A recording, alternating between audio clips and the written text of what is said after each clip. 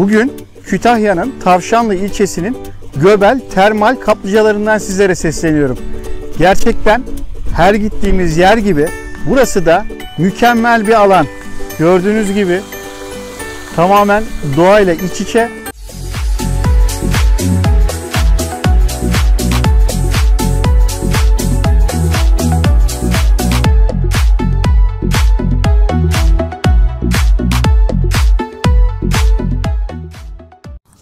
Sevgili dostlar, Kütahya'nın Tavşanlı ilçesinin Göbel termal tesislerinden hepinize sesleniyorum. Bugünkü ele alacağımız konu bilinçaltı konusu ve tabii ki astrolojinin bilinçaltıyla olan ilişkisinin evrensel noktasından da size bahsedeceğim bugün. Bugün aslında bahsedeceğimiz konular çok derin ama boğulmamak için fazla derinlere inmeden herkesin anlayabileceği bir dille olayı size özetleyerek anlatmak istiyorum.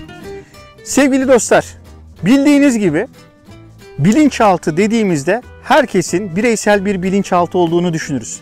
Freud, ID, ego ve süper ego olarak bilinci 3 kademeye ayırmış. Ya da artık kendisine göre yaptığı bir sistemle bu şekilde yapmış. Aslında Freud bunları keşfetmeden önce tasavvufçular zaten bunlardan bahsediyordu. Ya da işte Hint felsefesindeki görüşler vardı. Bununla alakalı felsefi görüşler vardı. Neydi konu? Onlar nefsi yani egoyu 7 mertebeye ayırıyorlardı. Ama Freud 3'e indirmiş değerli dostlar.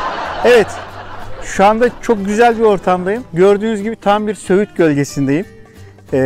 Yemyeşil bir ortam, çok güzel bir ortam. Ve bu güzel ortamda bu kaplıcanın suyuyla ilgili konulara hem gireceğiz hem de bilinçaltı konularına devam ediyoruz. Evet, Freud demiş ki bireysel bilinçaltı vardır insanların. Evet, insanların bireysel bilinçaltı olduğu gibi sevgili dostlar evrenin de bir bilinçaltı var. Evren, evet yanlış duymadınız. Yahu evrenin bilinçaltı olur mu? Sen neden bahsediyorsun diyebilirsiniz.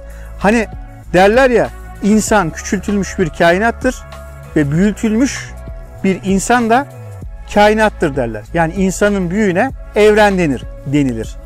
Ve bunun arasında ilişki şöyledir aslında. İçinizde dini konularda araştırma yapmış olanlar vardır. Ve hepimiz küçüklüğümüzde öğrendiğimiz bir sure vardır. Fatiha suresi. Hani Elhamdülillahi Rabbil Alemin diye başlar. İşte oradaki Rabbil Alemin kelimesi değerli dostlar Allah'ın zatının mümkinat dairesindeki sıfatını bize ifade ediyor.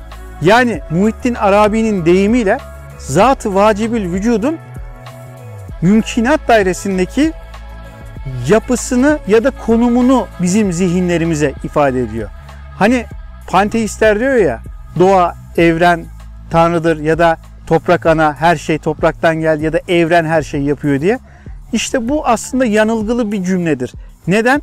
Evet, Allah'ın sıfatlarına baktığımız zaman mümkinat dairesindeki ismi Rabbil Aleminken aynı zamanda kendini bazen bu mümkinat dairesinin dışında tanımlar, bazen de aynı panenteizmde olduğu gibi der ki ben kulumun gören gözü tutan eli olurum der.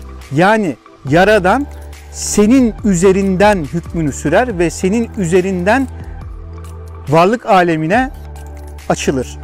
Evet, yanlış duymadınız. İşte insan bundan dolayı aslında yeryüzünde halifedir. Konu fazla derinleşmeden tekrar yüzeye çıkalım değerli dostlar. İşte buradan baktığımız zaman, bu minvaleden baktığımız zaman şöyle bir durumla karşı karşıya geliyoruz. Evrenin bilinçaltı dili. İnsanların bilinçaltlarının toplamı kolektif bir bilinci oluştururken bu kolektif bilinç haricinde evrenin de bir metafizik yapısı var. Ve evrenin bu metafizik yapısı, bu metafizik bilinçaltı dili bazen size konuşur. Nerede konuşur biliyor musunuz? Rüya katmanlarında konuşur. Çünkü siz rüyada bilincinizi seviye olarak delta seviyesine çekersiniz. Yani uyku modundasınızdır ve titreşimler denilen bir kavram var biliyorsunuz, frekanslar. Örneğin şu yaprağın bir titreşimi var. Ve insan eşrefi mahluktur. En yüksek titreşimdedir insan.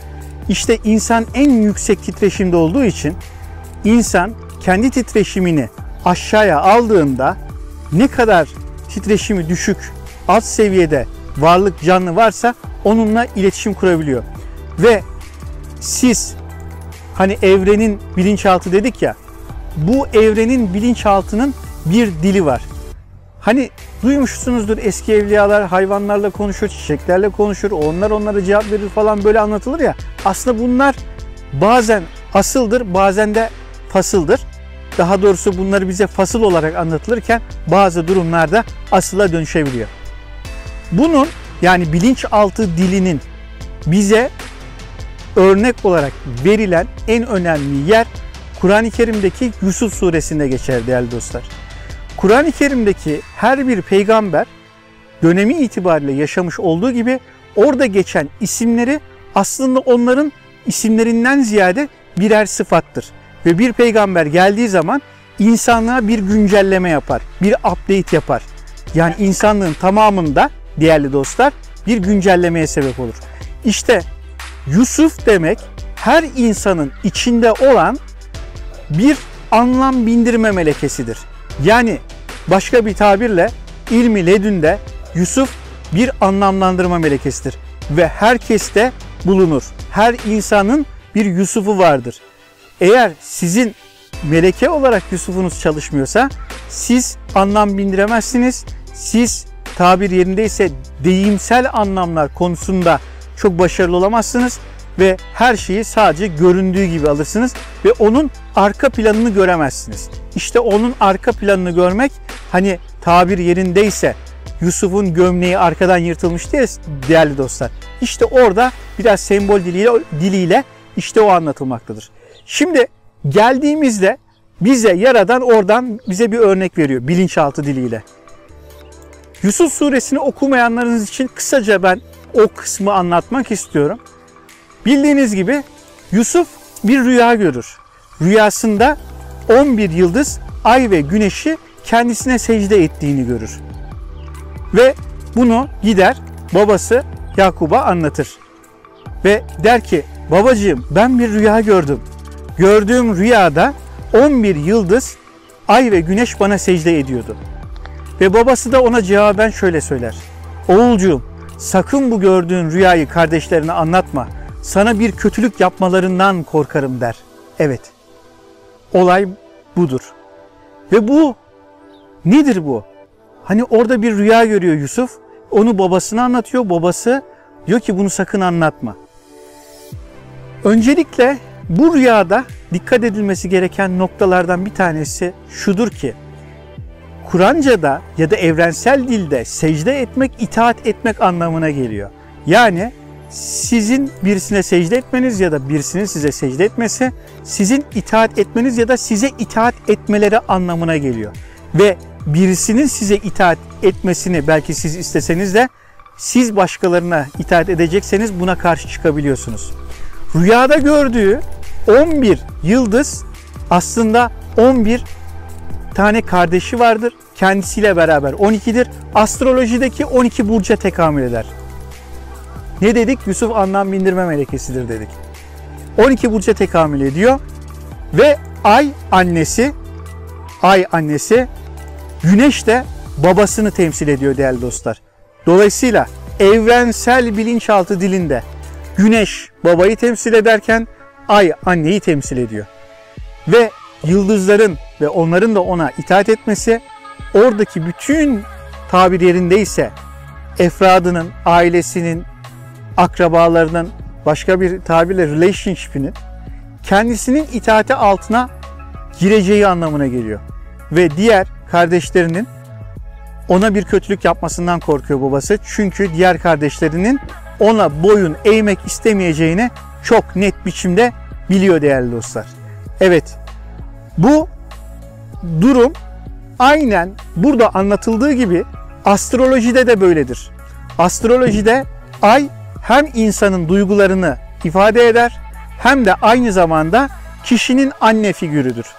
Kişinin annesiyle olan ilişkileri, aynı zamanda ayın astrolojideki evi 4. evdir ve 4. ev kişinin baba evini, yani anne evini ve yuvayı temsil ediyor.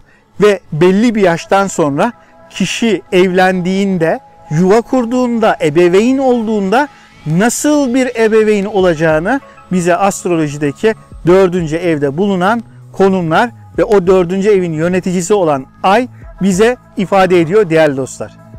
Ve aynı şekilde güneş kişinin hayat enerjisidir. Babayı temsil eder.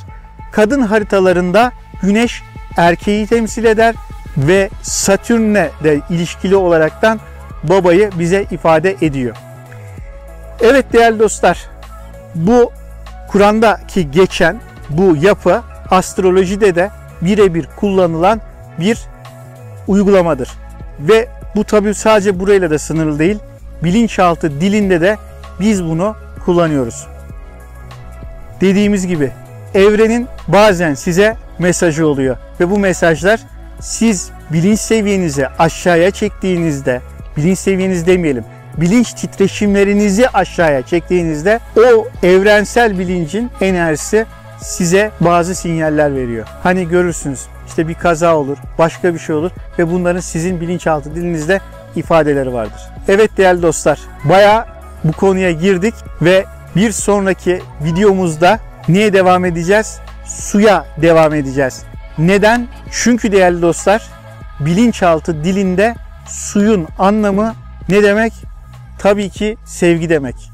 Sevgi her şeydir ve sevgi aynı zamanda kişinin evrenle olan ilişkisini en güzel bir şekilde ifade etme biçimidir. Eğer bu videoyu beğendiyseniz kanalıma abone olmayı, beğen tuşuna basmayı unutmayın. Aynı zamanda eğer bu videoyu beğendiyseniz, sevdiyseniz, sevdiklerinizle de paylaşırsanız çok memnun olurum. Sonraki bölümlerde görüşmek üzere.